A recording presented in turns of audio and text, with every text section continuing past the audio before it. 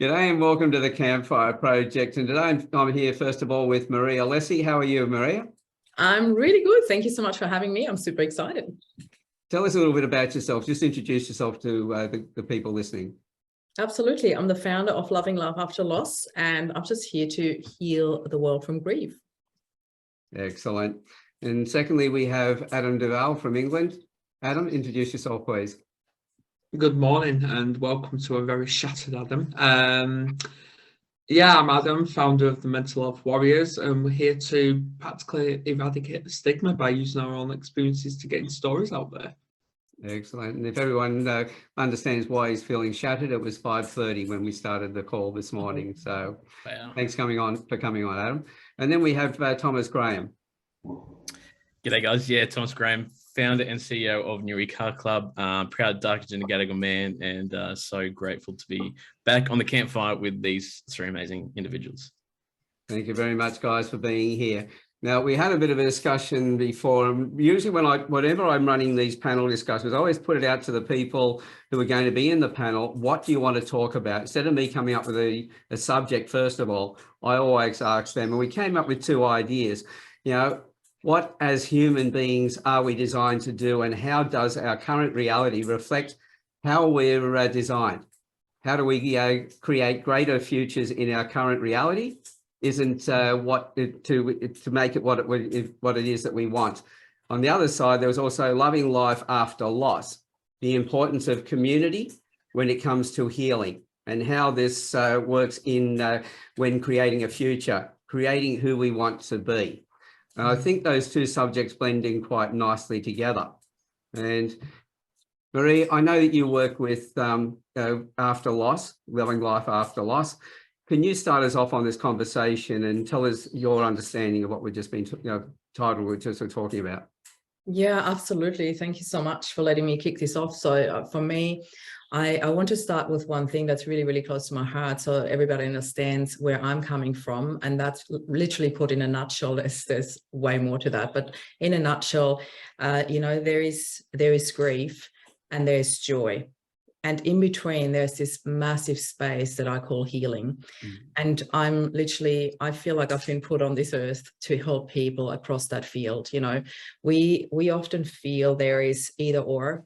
Yeah, there's this space where everything can coexist, where all the emotions can coexist, where the sadness and the beautiful memories and the joy and the happiness and the future, everything coexists. And I think it's so beautiful that we discuss this here today, because this whole idea of creating who you want to be, it really brings the responsibility back to you, that whole creating your identity. And I love the word responsibility, because it's the beautiful split between responsibility. And that really lies with us, So often I work with people and say, well, I didn't choose to lose my husband.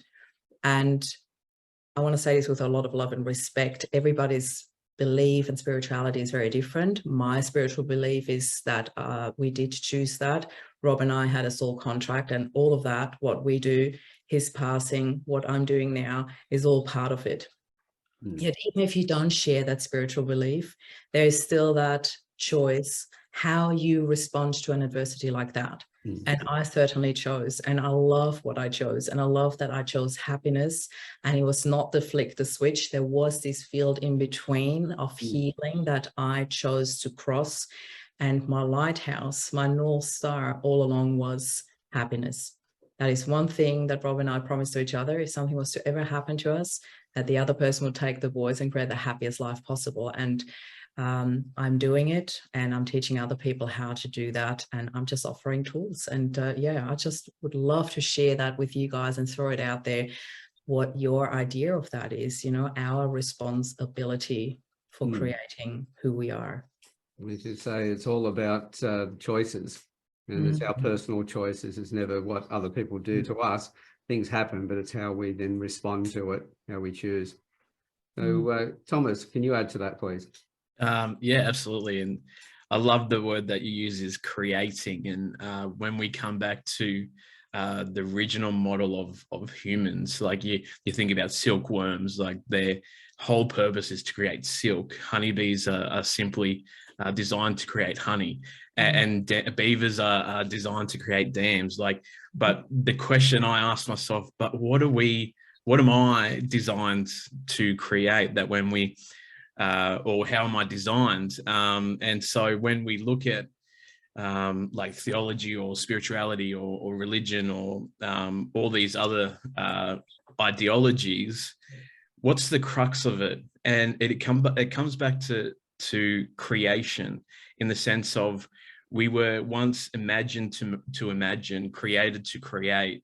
And so when we understand the thought pattern around that, and also reassess the thoughts that we are going through, or that's going through here, it allows you to understand that, oh, I'm actually, as you said before, Marie, creating the realities that are in my life. And so I had to search my mind a lot, and that has been an incredible journey over the last few years personally, is to realigning my life with the creation aspect is, and we went through a period, and I hate using this word, COVID and this demographic, but I copped the raw end of the deal, and I was terminated because of vaccination policies, and to a degree, yes, I didn't insinuate that, or I didn't create that because I wasn't the CEO of Woolworths, but evidently I created the stand against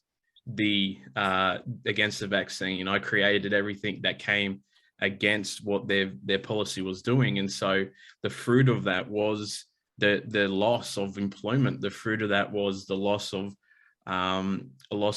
accommodation. The fruit of that was living in a hotel for 7-8 weeks because of unemployment and no accommodation. And so, like, yes, in the instance, you might not have created that, but it's always come from a fruit that you've thought of, and the fruit of what you're thinking is always going to come out. And so when I look at creation and what I call the creation psychology, it really allows me to understand, okay, where am I right now, and what am I thinking about to create in my life? Because we are the manifestations of our thoughts. We are the manifestations of what we speak. And you talk about frequencies. Like, I was in radio for 18 months.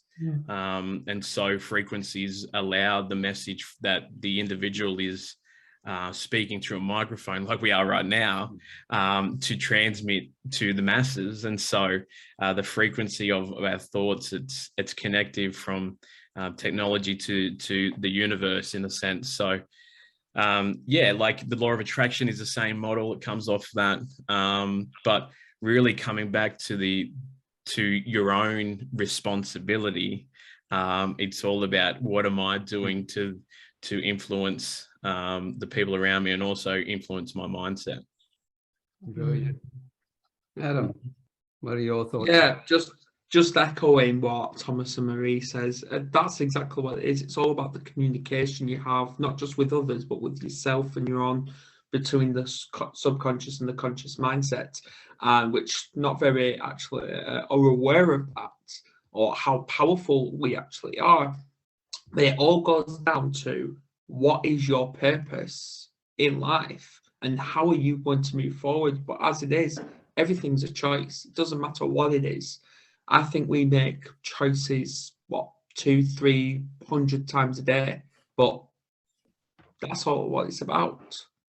But it's transforming it from the negative choice to a positive choice. That's it. There's you were saying, Thomas, about the animals like honeybees, their purpose, beavers with dams and other things like that. We've got so many different possibilities, which therefore means we've got so many more choices that we can actually run with. Absolutely. So being able to work that out. So this is the thing, like we talk about, yes, it is choice and everything else, but if we were talking to somebody, so I don't like just talk about, well, yeah, you should be doing this, but what are some of the things that people could be doing to help them start to, first of all, accept that, yes, they are in control themselves. And then from there, how they can then step forward. What are some of the best steps that we can take to do just that? Mm. I really love that you say that, Ellen. I actually want to share a quick thing here because, you know, what you said before, Thomas, I so love this whole, I took a stand, I made a decision, and these were the fruits or the results of my decision. And it's often like a knock-on effect, you know, and owning that is so powerful. I want to share one very quick example that I deal with almost on a daily basis. I have so many moms in my group that come and say, you know, out of the space of grief, well, I had no choice. I had to for my kids, and all this I had to, like for every coach, you know, there's these alarm bells that are coming off where you instantly go to, I choose to. And the reason why I work through that with those moms is not so much to, you know, push that I choose to onto them, but for them to actually own what they're doing. And for me, I always say, like, well, when we really look at it from an outside perspective, there are moms out there, and I'm just using moms as an example because those often use their kids as in, well, I had to. And I'm saying, well, if you look at other moms, there are moms out there who, you know, go into drugs, into alcohol, unfortunately, sometimes even suicide. There is depression. There are so many other outlets and avenues that they choose. And I'm saying that deliberately, that they choose, because sometimes it happens on a subconscious basis and sometimes it happens on a conscious basis. Very often in the world of grief, there's a lot of subconscious choices. And this is where I'm always saying to the moms, I want you to own that, even if you might not be consciously aware of that, but you chose to get out of bed every day. You chose to show up for your kids. You chose to move forward in life. And if you see that or not, I'm here to reflect that back to you. I'm here to remind you that you've done an amazing job, and I want you to own that. And I think there are a lot of people out there who make choices and don't own it. And I really want people to learn to own that, because there is this sense of empowerment that comes with it, the sense of being proud of what you have accomplished, what you have achieved. And I think bringing it back to what we said before, to community, I always say you don't heal well in isolation. We heal way better in community when we have the right community around us. And that, again, is coming back to choices. You know, it's all so nicely and compact together in this very topic here, for us to choose our community, to choose a supportive community, so we can heal, so we can create the person that we want to be, the identity that we form through our choices. So I just needed to throw that example in there because I do. Yeah, I'm so glad you mentioned that, Marie, about identity, because growing up, I never had an identity and I was silenced. But my own family abused me because of that. And they had me on alcohol since I was like 12 years old. So I've now come off alcohol and I don't associate with them anymore. And I found my true identity, because that's all what it's about. Because obviously at 12 years old, I couldn't make a choice, but now I can. And I choose to live the best life I want. And now I've got a goal and I'm mission.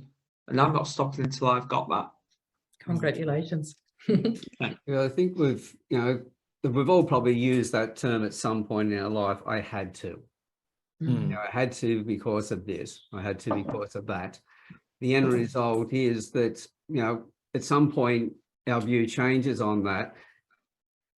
How many people, or how much is it holding back people who use that term? I had to because of. So much. Yeah, what experience have you seen, Thomas? Sorry, Mum, but I see it in my mother.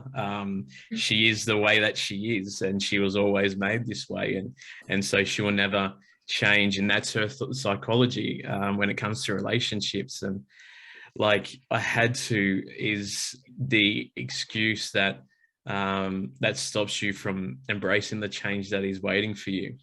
And when we look at psychology and repurposing, it's okay to stuff things up. It's okay to make the wrong decisions, but it's not okay to pass the buck with responsibility. It's not okay to not look at or not learn from it in a very simple way. Like, I love the saying, you don't lose in life, you learn. And so, like, yes, the immediate reality of the situation is you might have lost something, but what am I learning through this, and what can I learn through this, so that next time when I lose this or walk down that path, how do I stop and see the red flags, or see the road markers that are pointing me towards that same outcome? And so for mum, she wants to be happy, but because she has always been this way, she doesn't want to feel the loneliness of having to change without having a partner around her. Like she doesn't understand that family, everything she wants in a man, and the things that she wants to do are just as more powerful when she looks at it from a family perspective, like family memories. We don't have many family memories post my father's death in 2011. And so because of not understanding how to deal with grief, and she still holds on to certain aspects of grief from when she was in the relationship with my father. So like looking forward, I'm like, I want to create them family memories, but I don't want to be making family memories with this fella one day and then a month down the track with another fella. Like, because she's not going to, like, from the simplest aspect, she's not going to continue to hold them photos or their memories on her platforms, social media platforms, because the cycle of, or the hurt, like she could look at a photo of her and dad that was taken probably 06, and it was a beautiful portrait, done photos professionally, and all she sees is the hurt that she was facing in that time. And I'm like, wow, like we're now 8, like 12, 14, 16, maybe even 20 years beyond the photo, but her default always goes to the negative, always goes to the hurt, always goes to the pain that reminds her or is reflected in that photo. Not the positive of the two smiles, or not the positive of that he was holding her. Obviously, yes, it was for a photo and it was a bit staged, but like, and I loved how you started, Maria, about there's joy and there's grief, and in the middle is healing. And I'm all about understanding what's my default. Like, where's my mindset go when I'm alone, when I'm by myself, when I'm internally processing what's happening. And is that response out of anger? Is that response out of spite? Is that a response out of jealousy? Or is that response out of love? Is that response in the mindset of healing? Is that response in the aspect of creating a better outcome? And so, like, I don't have to do anything. I get to do everything that I think will propel me towards my future. And that's what New Car Club is for me. Like, he's dealing with, like, sitting here right now at the point of this recording, I'm 22 days sober off marijuana.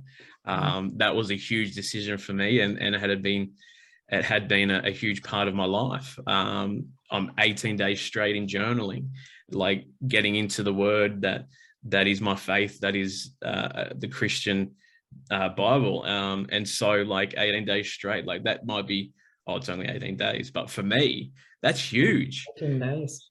Yeah. And so along the way, even with my decision to go sober and invest in my sobriety, like, there's people within my life that have taken that decision as well, not because I've gone, hey, you should quit, but because they've just decided to. And now we're having conversations together that really get to the crux of why we took that drug, or what caused us to think, okay, I need to take that, or gosh, I could do with that Billy right now, and then what happened beyond that. Like, once we submitted to that addiction, how did it make us feel?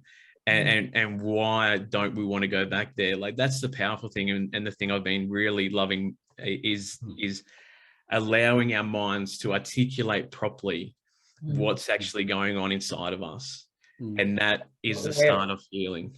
Yeah. And also, where would I rather be, Instead Absolutely. of saying, I don't want to go back there. Well, where do you rather be? That keeps the focus on where you want to go. And Thomas, I wanted to ask you, would you be okay if I share a little gift that I received out of healing my relationship with my mom? Sure. Because when you spoke about your mom, I had this, it instantly took me back to where I was with my mom, and I had a not so very healthy relationship with her since my dad passed away, which was literally 30 years ago on Monday. So I just had the anniversary of my dad's passing, and I sat and reminisced, and it was actually really beautiful. There was not 1 ounce of sadness left. There was this, my dad would be so proud of me if he could look at me, how far I've come, how much I've healed. Yet the relationship with my mom and I needed a lot of healing, and that only happened, I can't even tell you if it was last year or this year, but it's very recent. And I felt what you said about your mom. My mom will always be like that, you know, and I instantly felt like, wow, I did the exact same thing. I put my mom in that box, she'll always be like that, which also means that when I say that, I never give her a chance to actually change. Right. And only for the fact that she's been like that ever since I've known her does not mean that she can't change. Totally. But when I hold her in that, space, it means that. So what I needed to do is to see where's my responsibility in our relationship. And somebody recommended a book to me when I told them about the fact that I believe that what I'm doing and what happened in our lives was robbing my soul contract. And she's like, oh, you need to read the book, you know, Sacred Contracts by Carolyn Myss. And I thought, well, okay, I kind of felt like, you know, I already understood what was going on between Rob and I, but something in the recommendation made me read it. And in the first chapter, when I read it, I realized that I had to read it because of my mom and I, not because of Rob and I. And it really healed my relationship with my mom. The second I understood that it's not just Rob and I who had a soul contract, also her and I had a soul contract. And the way she was, and being in victimhood most of her life, and the way she acted, and the poor me, and the suffering she's gone through after losing my dad very much reminded me of what you shared about your mom. And then I realized that all of that, she has taken on that role for me to be who I am today. To step away from that, to recognize the victimhood behavior, that I didn't like that in my life, that I wanted to change that. So in a very bizarre way, all of a sudden, I recognized the soul contract in that between her and I wept. I was in judgment mode. I was in blaming mode most of the time in our relationship, and I dropped that the very instant I recognized the soul contract. And within that instant, our relationship healed and started healing. And it was literally, you know, something that I tried for decades to solve, to heal, to come to terms with it, to know how to handle that relationship, non-relationship with my mom. And all of a sudden it's smooth and it's beautiful. And there's a lot of love and so much gratitude. And I'm in awe of her for the choice that she made in our soul contract. And I feel that I've done her wrong for a long time in my life, and I dropped that. So when you spoke about your mom, I felt that strong nudge to share that with you, because maybe there's something in there for you to let go of a label that you are helping to hold up for her. And maybe you're just the first person who needs to let go of it for her to be able to turn around and change. Yeah, Totally. when you look at it, you think, well, we are energy beings, and we are everybody else's environment, all the people around us. We all impact on each other. So how much does the thoughts we have about somebody contribute to the energy that they pick up that goes towards the decisions that they make? Absolutely. And just to clarify, but I love everything you said, Maria. I was quoting the words that she would say about herself. And so, like, I understand I might have said that the wrong way, but I absolutely love my mum. My mum and I have had some very testing times over the years, especially after the death of my father and the inheritance. And so it hasn't been the easiest relationship with my mother post that, but we are in a really good state. And yeah, what she said, what I said about mum is is what she would quote and say about herself. And so I've offered the support and love of Kim Dunlop, the amazing Kim Dunlop, the love doctor. Shout out to Kim. Hope she's doing well. And so because of Kim and I's relationship, in the sense of dealing with my inner struggles, I offered that, and she wanted that, but she then withdrew that, personally, my mum. And so like, it's not that. So when my father first died, she said to us that she wants to be happy, and that we should let her do the things that she wants and meet the people that she wants, which was totally all that she, and we did that. Obviously, we dealt with a lot of stuff over them early years, dealing with another guy in our life that we've never met before. We became so normalized with Dad being around. And so he was this new fella that's is he trying to be our dad? Is he not?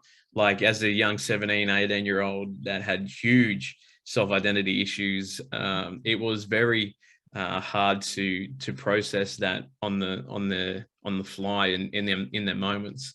But now that my sister and I have created and started to create the lives that we wanted and are generally happy for our lives, it's now very evident that Mum isn't, and Mum is still in that seeking happiness through man or a man, where if she invests a little bit more and finds happiness within us, with her nephew that's only 18 months old, with like the cars that I get around, like it's them things that are restructuring and looking, okay, Mum is doing this, and I've planted a lot of seeds as well, like, and that's my philosophy is like, what seeds am I planting to incur or to grow that change in her life? And like I recently said to her about what image is she setting to her nephew that she dearly loves, when 1 month she's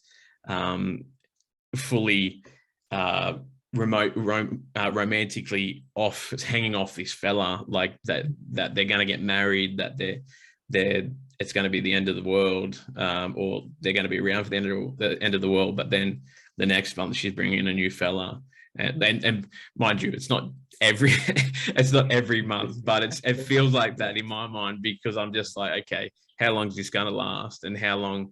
Like, I'm meeting new fellas, and I'm just like, sweet, I'm just going to do the bare minimum to see how long this lasts before I invest into it and stuff like that. So I'm doing a bit of self-preservation, because I understand the evidence of previous relationships. So probably that's the thing I need to let go of, the evidence of previous relationships, and holding on to that kind of mindset of, well, how long is this going to take, or before it dies, or and stuff like that. So, and there also was a time recently when I was with her, and in relation to all the stuff that went on, and she took the blame for that. Like, she took sole responsibility for giving me the bond to live in that apartment, which I didn't, which I was terminated from because of the employment.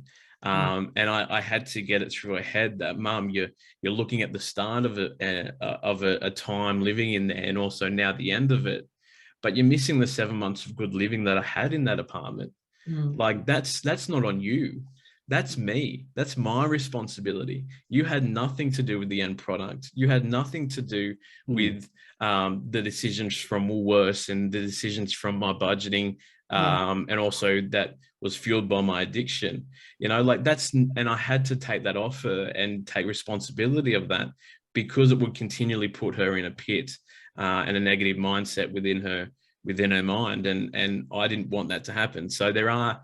Yeah, the relationship with Mum and I is strong, and I do have. She is listening to me a bit more in relation to how we think and creating lifestyles and stuff like that. So, my group. Yeah. Sorry. Send her to my group, Loving Love After Loss. Yeah. See, on that's one of the things. The decisions that we make, the things that we put on other people, the fact that other people pick those things up as well. Adam, in your with the work that you're doing in the mental health and everything else, how is what's being said here? How do you see that affecting in those areas? Yeah, absolutely. It's all about trying to find the tools to stop these excuses, because we come up with so many excuses to stop ourselves moving forward. I believe we are our own self-critic, and we put those barriers in front of ourselves rather than other people doing it. And it's what to do into finding the strategies into overcoming those barriers, find a solution into moving forward. And see, with my family, I don't get on with them, and I choose not to. And I'm now the best version of myself. Do I regret any of it? No. Maybe I do regret the fact that I wish I knew what I know now sooner. But you can't change the past. You can't forgive the past. But what you can do is forgive yourself. And every time I get asked, would you actually go back to your family? I went, no, I won't. No, I won't. Wow. But if I wanted to talk to them again, I would. Because the only words I'd say to them is thank you. Thank you to those abusers and those bullies for making me who I am today. That's important. So the thing that I don't think anybody does anything deliberately to hurt themselves. There's a gain. This is what we call a secondary gain behind everything. That's the thing that I would love to understand that more when I'm talking to people, to understand, like somebody who's smoking, they know it'll kill them, but they'll keep smoking, and they'll keep smoking because there's another reason behind it. There's something that they get out of doing that. So we only do things because we get a response for it. And that's the thing, is being able to understand why we do that and realize that that is the person's choice, that they're doing that as well. Yeah, it's obviously saddened because last week someone literally just over the road from where I live took his own life because he had an argument with his partner. And it just gave me a bit of a reality check to realise there needs to be more to do with mental health, especially men's mental health, because it's afraid to say there's not enough help for men out there. There's just not. I couldn't turn to anyone growing up, and in a way I still can't now. I think I just want to say, first of all, congratulations for making the choices that you have made, for getting out of there, and for just really creating your reality, how you need it to be. And what you just said, there's not enough help out there. I totally agree. I also want to throw in LinkedIn there. You know, there are so many things rising around awareness around mental health these days. In particular on LinkedIn, I've seen a huge incline on that. And I love that LinkedIn is becoming more and more personal. You know, there was always that, you're not Facebook and you're not supposed to share your personal stories. But the thing is, my business mentor always says business is personal. And I really love that there's more and more personal stories coming out on LinkedIn. And what you just said about there's not enough out there, I felt the exact same thing in the space of healing grief. There are so many grief support groups, but that's exactly what they do. They support the grief, but not the healing. But that's what we need. We need this space where we can heal.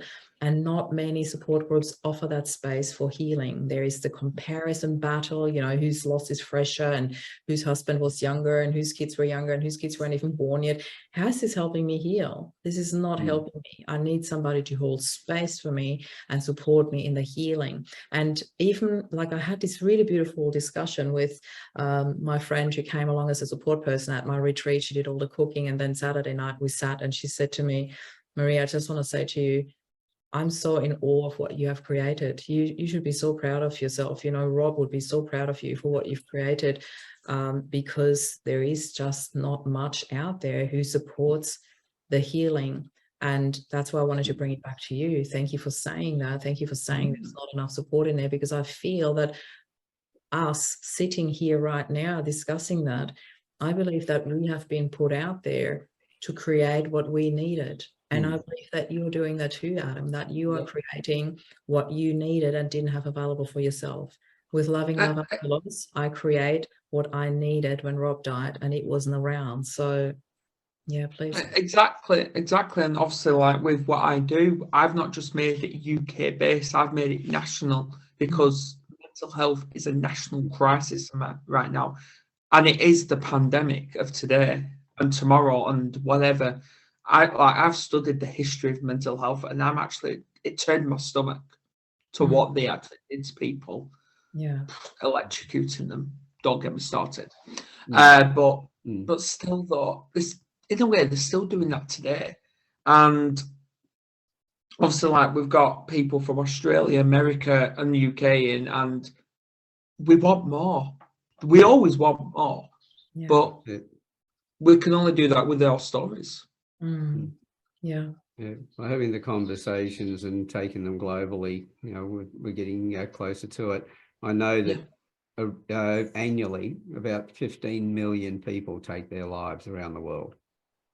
That's when I stop and I think about the population of Australia, and that's probably, I could take out of all our states, just leave one state alone, it's the rest of those people have passed away. Yeah. The decisions that people are making, the conversations that we need to have, because there's stigma around mental health as well. But it's understanding what it is that we add to the situation when we're talking to somebody as well. There's a balance. As Thomas had said, he moved away, or actually, Adam, you said you moved right away from your family. Thomas had these feelings towards what he believed his mother was doing, etc. How much do we add to that side of it?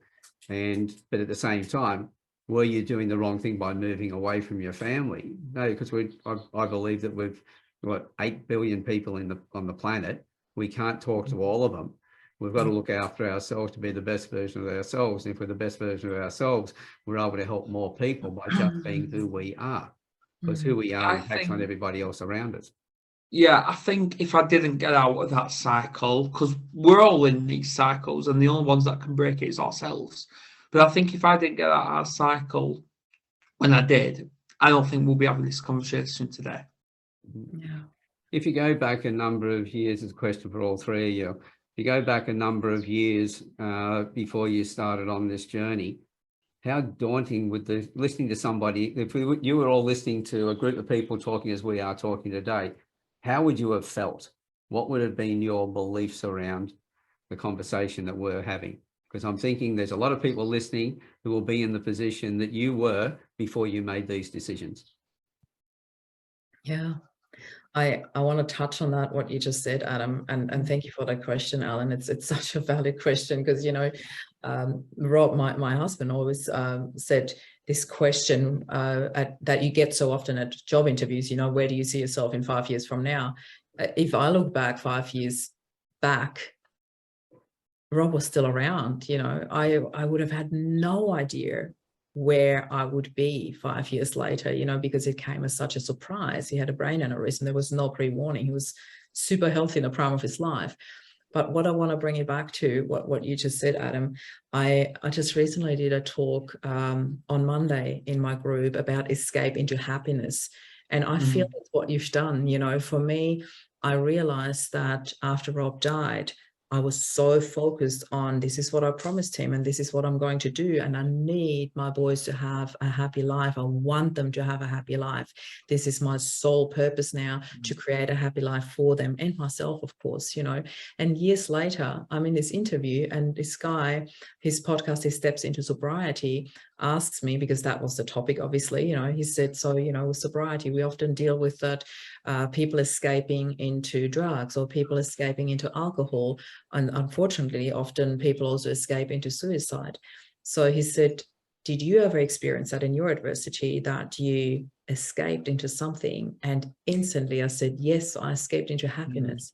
And that was such a full circle moment for me. And I thanked him for that epiphany later on, where it was all coming together, where I thought, yes, it was a true escape for me to so hold on and so focus on happiness. And so many people did not understand what I was doing. They're like, you lost your husband and all you do is being happy or trying to be happy. And I'm like, so what's the issue with that? Why do you want me to be unhappy? Why do you want me to be sad? I know that Rob would want me to be happy. So there was this whole, people didn't know how to deal with me, how you know, the choices that I made.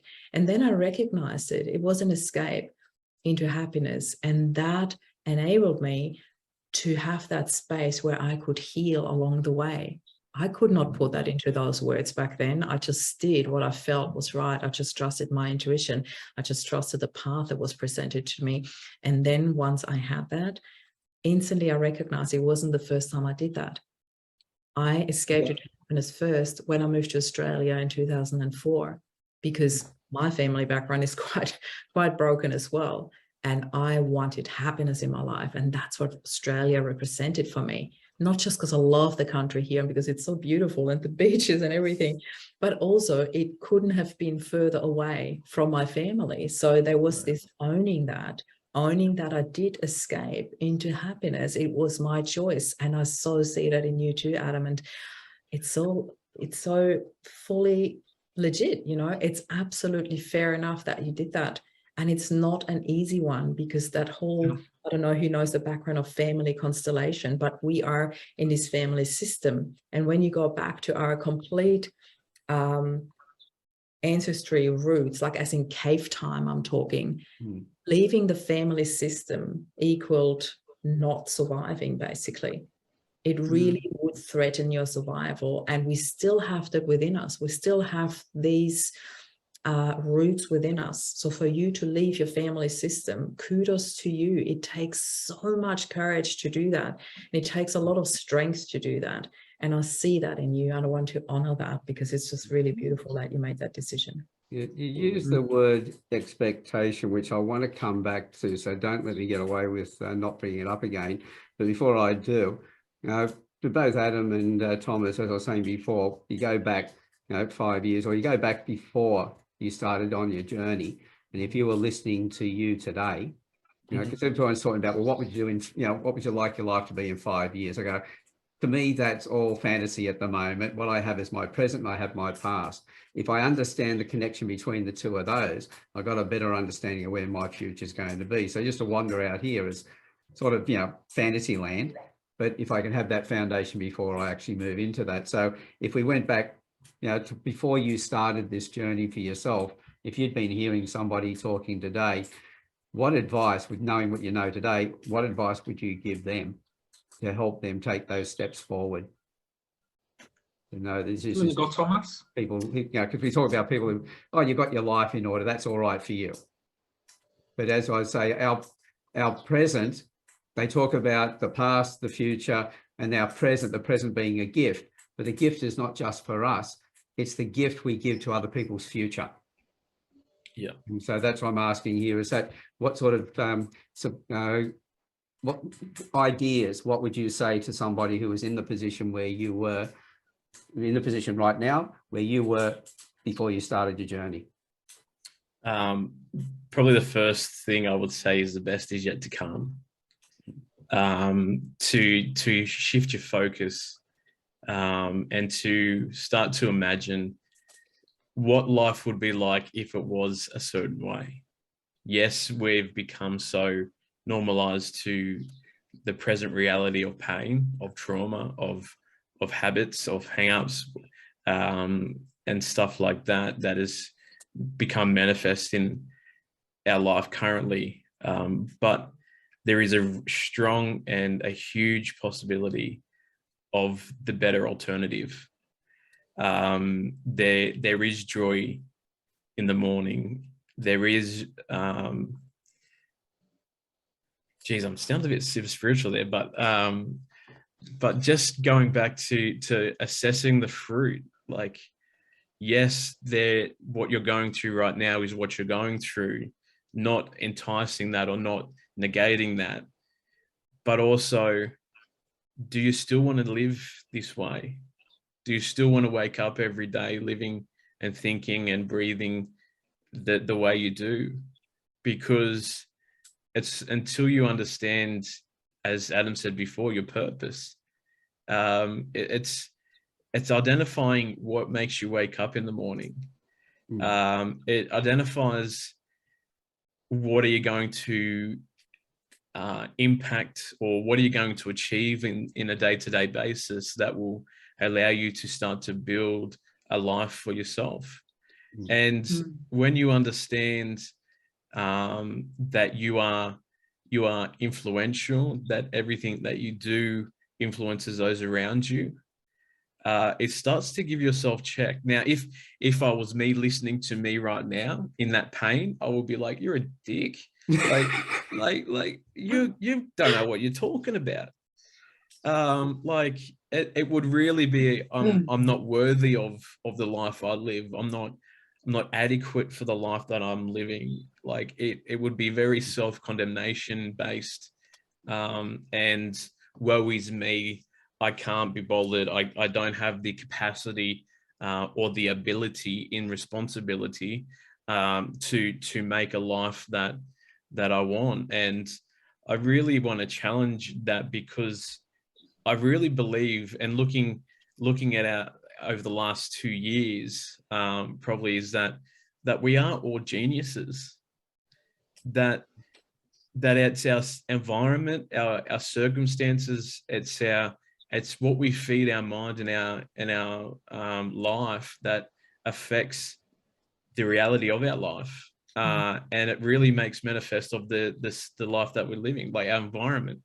I've dealt with a lot of people in low economic places, like the ghetto is a slang term, the hood, the mission, and especially a lot of Aboriginals live on the mission.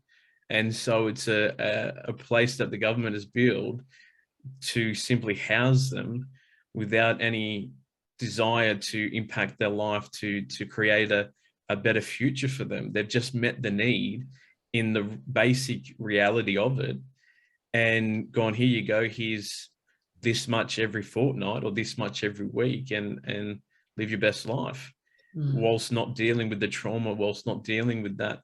And so, yeah, I would say to myself, you're a flipping genius, brother. Like you are an incredibly powerful individual. You are the end result of everything that you think of, and everything that is manifested in your reality is because of you.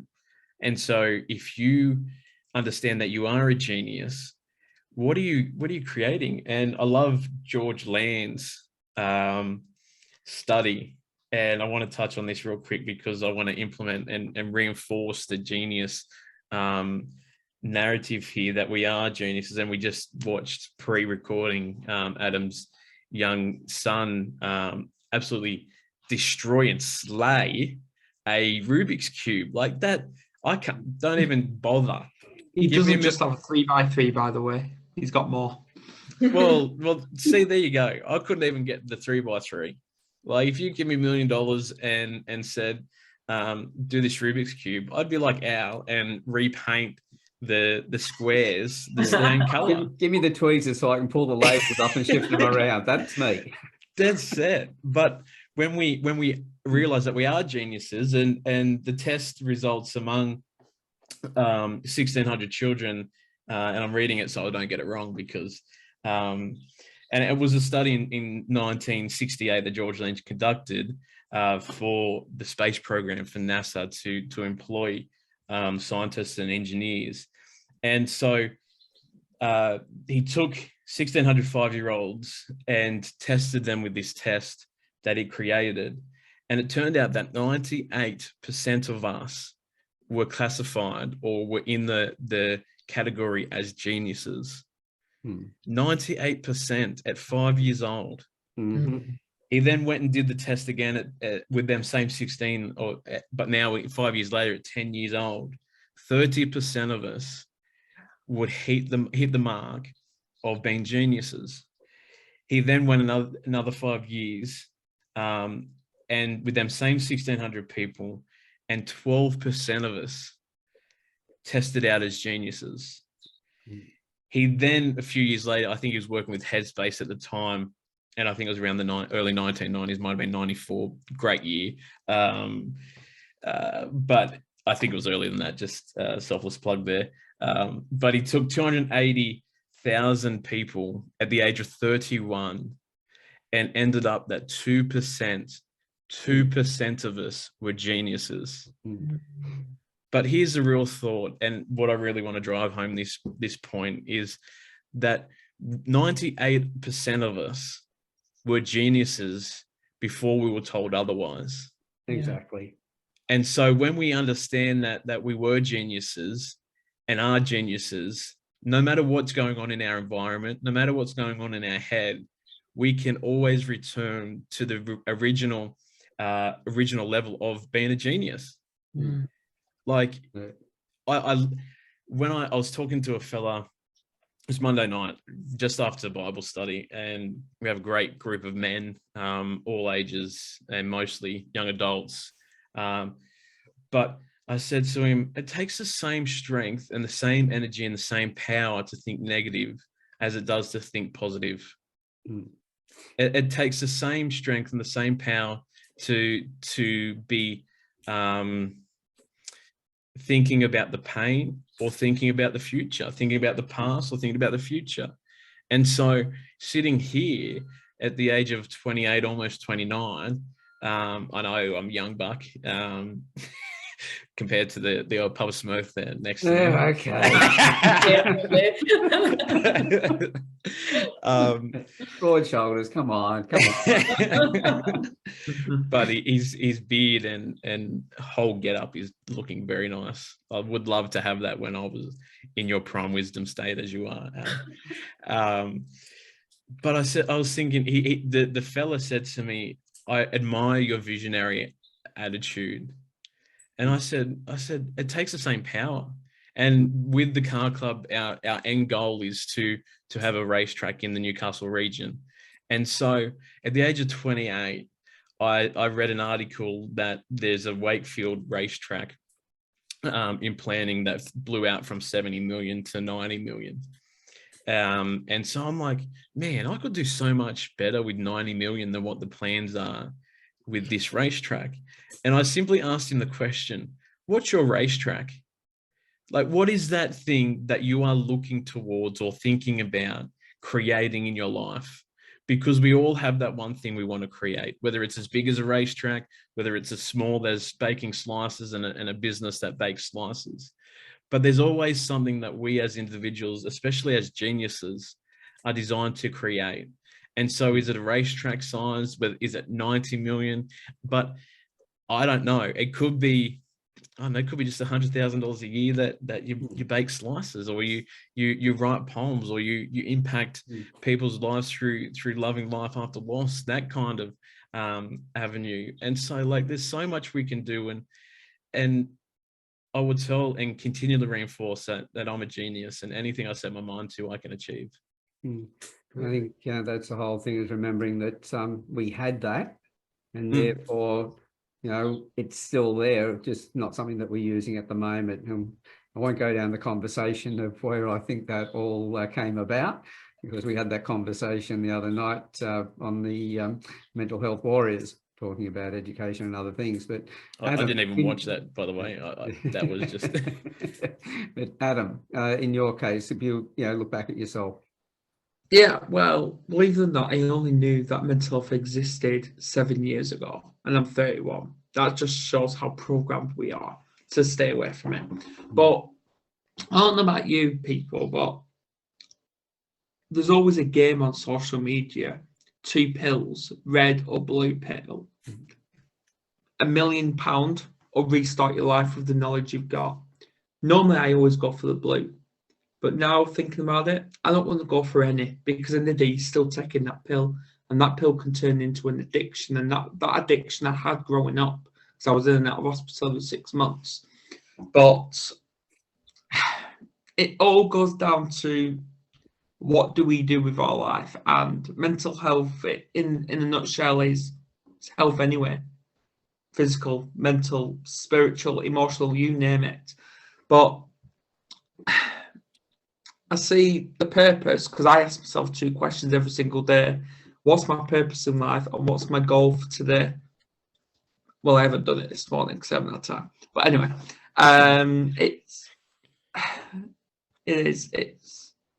we need to start talking more about mental health, especially in the education, because because I keep getting told off my daughter that's in mainstream primary when she learns about it. And because she came home one day and she went, I've been learning about mental health. I'm like, brilliant. What have you been learning? All about depression and anxiety and how it impacts us. Like, brilliant. What about the emotion side then, Tegan? And she went, I haven't done that. And that's my problem. Why are they not teaching these kids about the emotion side? Yeah. Because they'd be genius. They'd be geniuses. Exactly. Yeah, 'cause Exactly. it's Well, all we're about all problems. geniuses at the end of the day. And one phrase I hate is meeting celebrities. Well, at the end of the day, we're all celebrities anyway. Just Alan Stevens is the best one with Papa Smurf, but anyway. Love it. I have to say, I couldn't agree more with you, Adam. I really love that. I truly believe that we need to get that into our school systems. And also what just really stood out for me when you said that, she said, oh, you know, we learned about mental health at school, and then you ask her what you learn about, and this is where I need everybody to pay attention watching this, because I think that that is a mistake that we do, that we make all the time. And I see it on LinkedIn as well a lot, as I said, you know, with the rise in awareness Personal stories, yeah. of mental health, that, you know, in our language these days, how everybody now talks about mental health rather than mental illness, because this is the shift in understanding and in consciousness that we all went through, and I totally support that. I'm a big believer in positive language. But now we've got this new term of mental health, and then you said, what do you learn about? Well, about depression and that. Well, that is mental illness. That's right. We need to teach is mental health and how to get there and the emotional side of things at school. Yet now it has become this new term, and people still refer to depression and anxiety and all the things that come with it. But we really need to distinguish with this whole change in language that this is mental illness that we're talking about, and this is mental health, where we want people to be and to create that field of healing in between. right. Again, it's coming back to that. Yet people sometimes don't even realize that they're doing this anymore. They're talking mental health, but mean mental illness. And we really need to distinguish with our whole change in language what we are actually addressing and what we're actually talking about. And I would love to, you know, get people from that mental illness state to the mental health state and be fully aware of the two differences that we're talking about. And yes, I fully agree. We need to get this into the school system. See, the focus was on political correctness. That's why the title was changed. Yeah, absolutely. But the conversation didn't change one little bit. Yes. This is another conversation probably for another time, but on political correctness, as far as I'm concerned, it's like taking a Band-Aid, putting it on a festering wound and leaving it there, never taking it off to clean the surface of the body to the point that where that limb finally rots and falls off. I agree with you. And so by changing the title of something, it's like all the motivational speakers who are out there, there were some good friends who became inspirational speakers, and they were. But there were a lot of ones out there that changed their title to inspirational speakers, but they were still doing, you know, motivation, nothing more. And it's the same thing with the mental health. I'm so If glad you're going to talk about depression and everything else, you're talking about illness. Get rid of political correctness and be honest about what we're talking about. And if you really want to talk about mental health, turn around and start talking about the emotions, how to use the emotions, what emotions, no emotion is wrong, but it's the application of it, the timing, how we use it, how to use anger, how to use the other emotions to move forward, not hold yourself back. I want to offer something very quick and very simple. Sorry to, I'm going to keep this super short, Adam. I don't want to cut you off. But anger, for me, I always say anger is a cover-up emotion. I really urge everyone to allow yourself to look what's underneath the anger, what's actually triggering it. Because we talk about that at retreat, that, you know, the meaning we give it, like if anger is negative or positive, most people think anger is negative. No, it's not. It's actually really positive that we have something to express it. And it's just a matter of, do you find a healthy way to express anger or not? And that's, again, coming back to, that's what we need to teach when it comes to emotions. Also teach children that anger is not something to suppress. Anger is not something to push away. Anger is something that needs to be lived, that needs to be lifted, so we can deal with the emotions that are underneath. And we just need to teach our children to find a healthy way to express it. Totally agree. And this is why I always ask people one question. You was diagnosed with these labels, whether it's schizophrenia, psychosis, trauma, BPD, you name it, all that. So when you were diagnosed, why are you letting it impact your life? And not one person can actually answer that. Because that's come back to the choice that they've made, and back to the word I mentioned before, the expectation, where Marie, you talked about having an expectation of happiness, whereas others had an expectation of unhappiness. The belief that other people believe we take on, and they, you know, you're supposed to mourn, you're supposed to do this, you're supposed to feel in a certain way. What do you do? You have to suffer because somebody else has passed or whatever. And that's telling, I believe that is abuse, by telling somebody that you're supposed to. They need to go through the grief, but the way that they do it is to get the best return for themselves. They're the one who's suffering. They're the one who's lost somebody. Why should they suffer further? Yeah, I absolutely agree. And it's also the labels that we're dealing with, you know, it goes hand in hand with expectations. Like I did a TEDx talk about that, redefining our image of a widow. When you think of a widow, almost everybody thinks of an old woman wearing black, being in absolute, you know, pain. And I don't see myself in that label at all, yet I'm a widow. So I really feel like I redefined that label for me. I don't want to live up to that label. I don't want to be seen as that sad, I have no future, and all of that. You know, it's quite interesting when you even look at the origin of the word widow, but I'm not even going to go that far. It's just something where I feel that, yes, we all need labels to a certain extent, because it's part of communication. It's part of having a word for something is already a label. You know, this is a cup, that's a label, you know, like according to who, why can't it be a glass or whatever? I don't want to take this too far. Yet what I want to say is we need certain words and labels to communicate, so we all know what we are talking about. But we need to be very careful if it is always the same thing that we're looking at, because every coin has got two sides. And I honestly don't feel, and I know for a fact that I'm not representing the typical label of a widow that people think of when they hear that word. And I feel that I've created a very happy life, and I'm proud of it. And I am a widow. I'm not living up to that label, so I'm here to change it. As you say, you know, labels exist so that we can understand things and get an idea of where things fit. But the value, the meaning we put on those labels, that's something to be more careful about. So as we close off, if we, you know, each of you are going to give one bit of advice or one more thought you can leave people to think about, what would it be? And we'll start with Adam, if you would. Yeah, well, firstly, Alan, come on. I don't do advice, because I believe advice is you telling someone what to do. I give them guidance or recommendations. But what I do is perfect. Look into your inner self, because you'll understand and you'll learn to accept how powerful human beings you really are. Excellent. Beautiful. And Marie?